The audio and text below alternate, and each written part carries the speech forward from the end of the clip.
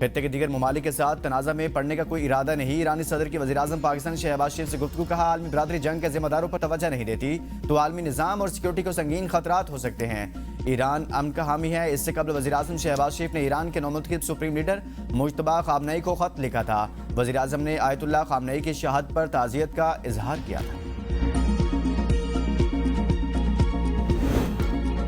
आपनाए Hormuz की बंदिश, दुनिया में तेल का बहरान शिद्दत इख्तियार करने लगा। आलमी तवानाई एजेंसी का इजहार तशवीश, सप्लाई की कमी को पूरा करने के लिए तारीख में पहली बार हंगामी ज़खायर से तेल की बड़ी मिकदार मार्केट में लाने की तजवीज़ दे दी। खलीज में 1 करोड़ 50 लाख बैरल योमिया खाम तेल की पैदावार हो रही है।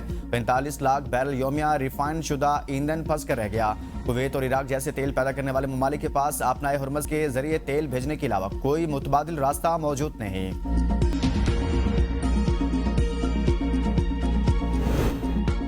इस्लामाबाद में बल्दियाती इंतखाबात के मामला तय करने के लिए कमेटी कायम। चीफ कमिश्नर इस्लामाबाद कमेटी के कन्वीनर होंगे। इलेक्शन कमीशन ने नोटिफिकेशन जारी कर दिया। इलेक्शन कमीशन के special secretary policy Zafar Iqbal Hussain committee के रुकन मुकर्रर। Additional director general local government elections Nadeem Qasim committee में शामिल होंगे। डिप्टी कमिश्नर इस्लामाबाद इरफान नवाज मेमन भी कमेटी के रुकन मुकर्रर। कमेटी टाउन कारपोरेशन की हदबंदी का नोटिफिकेशन हतमी शक्ल देगी। हर टाउन कारपोरेशन में यूनियन काउंसिल्स की तादाद के नोटिफिकेशन पर गौर होगा।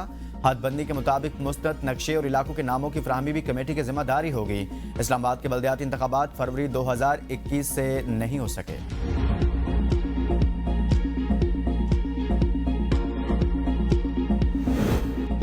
पाकिस्तान और IMF के दरमियान वर्चुअल मुज़ाकरात। IMF मिशन ने हुकूमत के कोलोफेल में तजाद पर सवालात उठा दिए। अरकान पार्लियामेंट को असास ज़ाहिर करने से इस्तिस्ना देने के मुजवज़ा कानून पर तहफ़्फ़ुज़ात का इज़हार। चेयरमैन नैब समेत अहम इदारों के सरबराहान को तोसी न देने का मुतालबा।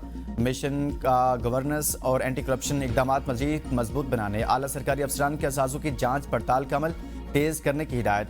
IMF ने टैक्स वसूली बढ़ाने के लिए पायदार इस्लाहात का मुतालिबा कर दिया। मुज़ाकरात में हुकूमत ने सऊदी अरब समेत दोस्त ममालिक से फाइनेंसिंग में तोसी पर एतमाद में लिया। बिजली की तकसीम कर कंपनियों की निजकारी में मुमकिन ताख़ीर के बारे में आगाह किया गया।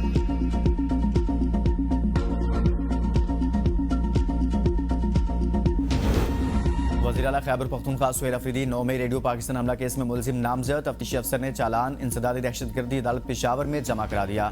चालान में साबिक सूबाई वज़रा तैमूर सलीम झगड़ा, कामरान मंगेश और दीगर भी मुलजिम नामजद।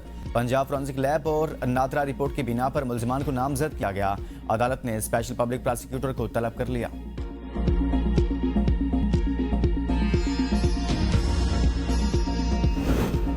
इस्लामाबाद हाईकोर्ट में 190 मिलियन पाउंड केस में बानी PTI और बुशरा बीबी की सजा मुअत्तली दरखास्तों पर समाअत। चीफ जस्टिस सरफराज डोगर और जस्टिस मोहम्मद आसिफ ने समाअत की। वकील बैरिस्टर सलमान सफदर ने दलाइल में कहा, 4 माह से हमें वकालतनामे दस्तखत करा के नहीं दे रहे।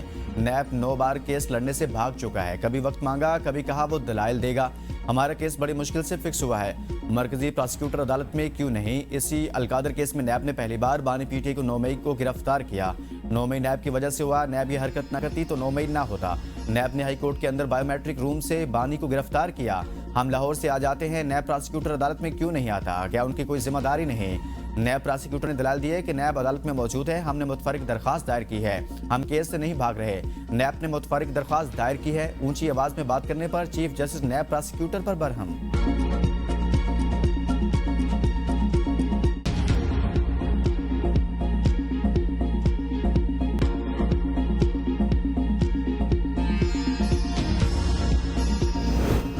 तहरीक इंसाफ और अपोजिशन जमातों का मुश्तरका पार्लिमानी इजलास कौमी असम्बली में शुरू। इजलास में मौजूदा सियासी और इलाके सूरत हाल पर तबादला ख्याल। ईरान पर हमले के मामले पर भी तफसीली गुफ्तगू। इजलास की सरबराही अपोजिशन लीडर कौमी असम्बली महमूद खान अचकजई और सेनेट में कायदे इस इख्तलाफ अलामा नासिर अब्बास कर रहे हैं। इजलास में PTI के तमाम मेंबरान असम्बली भी शरीक।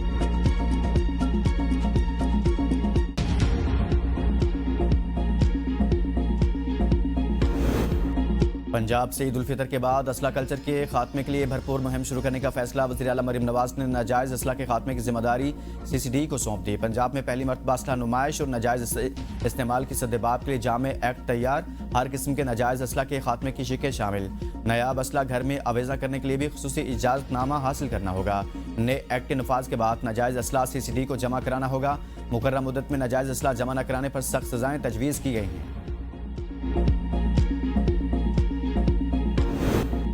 सेनेट की कायमा कमेटी बराए हाउसिंग में PWD मुलाजमीन को मुख्तलिफ इदारों में जम करने के मामले पर बहस। हम PWD मुलाजमीन को नहीं ले सकते।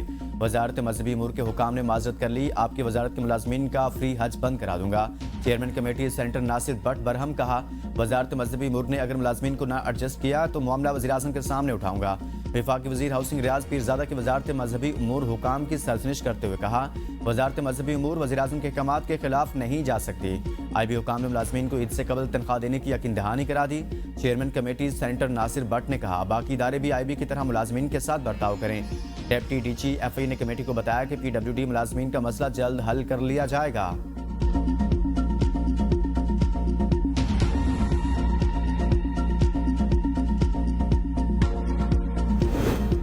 ईरान के नए सुप्रीम लीडर मुज्तबा खामनई महफूज और सेहतमंद हैं। जख्मी होने की खबरें बेबुनियाद। ईरानी सदर मसूद पशगान के बेटे यूसुफ पशगान ने नए रहबर आला की सेहत के हवाले से अफवाहों की तरदीद कर दी।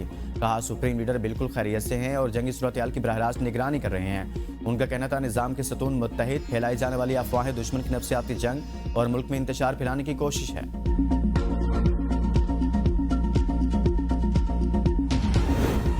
ईरान ने इसराइल के बिन गोरेन एयरपोर्ट पर मिसाइलों की बारिश कर दी। या के बाद दीगरे मिसाइल एयरपोर्ट पर गिरे, जिसके बायस दूर दूर तक धमाकों की आवाज़ें सुनी गई। आग के शोले भी बुलंद होते देखे गए। मिसाइल के रोकने के इसराइल का दिफाई निज़ाम नाकाम रहा और फिर सायरन की आवाज़ें गूंजती रही। बाजरान इनकलाब ने ऑपरेशन वादा सादिक 4 के तहत 37वां हमला किया। 21वें शब के मौका पर या अमीरुल मोमिनीन के नाम से हमले किए गए। बाजरान इनकलाब का कहना है कि जंगजुओं ने कुरान की तिलावत और खुसूसी दुआएं भी की। अरबिल में अमरीकी सहूनी दुश्मन के अड्डे को निशाना बनाया गया। तेल अवीव के मरकज पर भी मिसाइल दागे गए हैं।